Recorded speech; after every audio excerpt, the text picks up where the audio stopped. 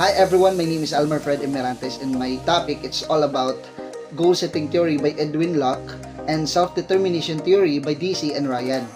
But first, we will talk about the goal setting theory by Edwin Locke. Goal setting theory is a well-known psychological theory about how goal setting can improve performance in 1960s by Dr. Edwin Locke. The theory states that specific and challenging goals, when accepted by an individual, lead a higher performance than easy or vague goals like do your best. Now, there are key principles of Locke's goal-setting theory. First is clarity. Goals should be clear and specific. But first, we need to understand kano magbuhat ta goals. Diba? Unsa may imong why, unsa man imong reason, or unsa man imong purpose. The second is challenge. Goals should be difficult but achievable. Challenging goals motivate people to work harder. So without challenge, life is not worth living. Diba? So sample na kay goals. So dili nato makuha if ever dili challenging. Kay dili man ka ma-challenge. So muana na lang ka, dali ra man na, dili man challenge. Kumbaga, kailangan nimo buhat nga ma-challenge ka. So pag ingana, kailangan nimo i-change ang imong goals kay ngano wala ka na excite sa imong gibuhat. And the third is commitment. So individuals must be committed to the goals. There are three types of commitment. So first is I try. Sample, na kay goals, gibuhat nimo. Tapos mingon lang kang I try. Paano pag dili nimo mabuhat, di ba? So wala gyapon, dili nimo makuha ang imong goals. Ang I'll try is a minimal level of efforts or unsure mindset. For example, I'll try to study. So kumbaga, nag-try ka mag-study ka, paano na hindrance. So, depende sa imong mood, di ba? Kung gusto ba ka mag-study, mo na level sa mga I'll try. And the second is, I'll do my best. It is a stronger commitment. For example, I try my best nga magbuhat ka goals and then makuha nimo siya. Pero ang pangutana, paano pag dili nimo mabuhat ang imong best? So, dili gyapon siya makuha. So, dapat, kapag nagbuhat tag goals, kailangan ang atong commitment is, I'll do whatever it takes. It is a commitment with no excuses. For example, I'll do whatever it takes to finish my thesis. So you are ready to sacrifice time, effort, so just like that. And that's the three level of commitment. I'll try, I'll do my best, and I'll do whatever it takes. And now, we will proceed to number 4. Number 4 is feedback. Regular feedback helps people to track progress and adjust effort. Kumbaga, kung ikaw gabuhat ka goals, kailangan na kay feedback nga makuha para maka-adjust ka, or you need to evaluate yourself. Pinaka the best is you need to apply the 4 pillars of life.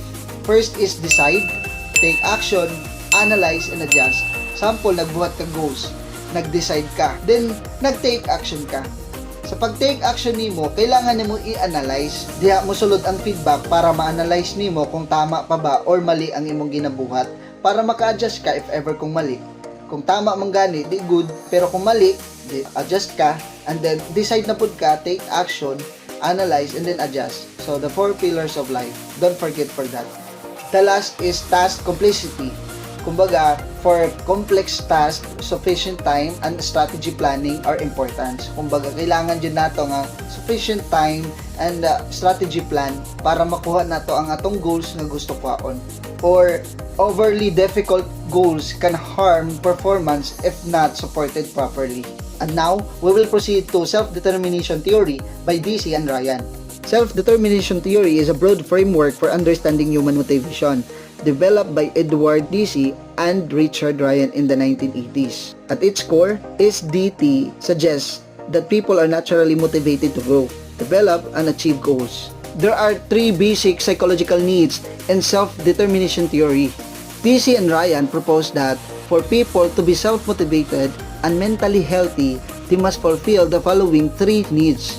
First is autonomy, the need to feel in control of one's own actions and decisions. For example, a student chooses their own topics for project and feel ownership to their learnings.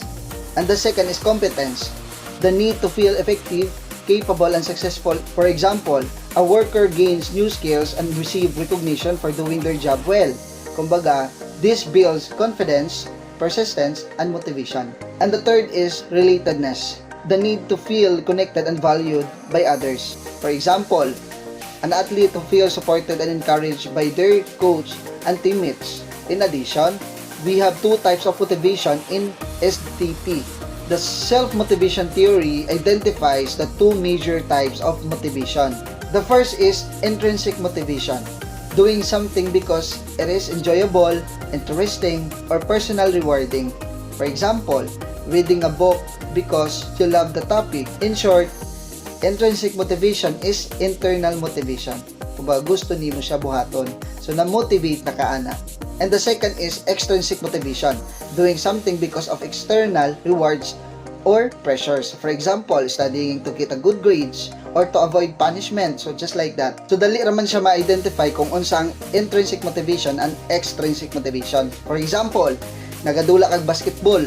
So na ang goal nimo is mao kay ang imong skills. So that's a intrinsic motivation. Ang extrinsic motivation, na motivate ka nga magdula ka kay para makakuha ka og trophy. Just like that. Okay? And that's all for my report.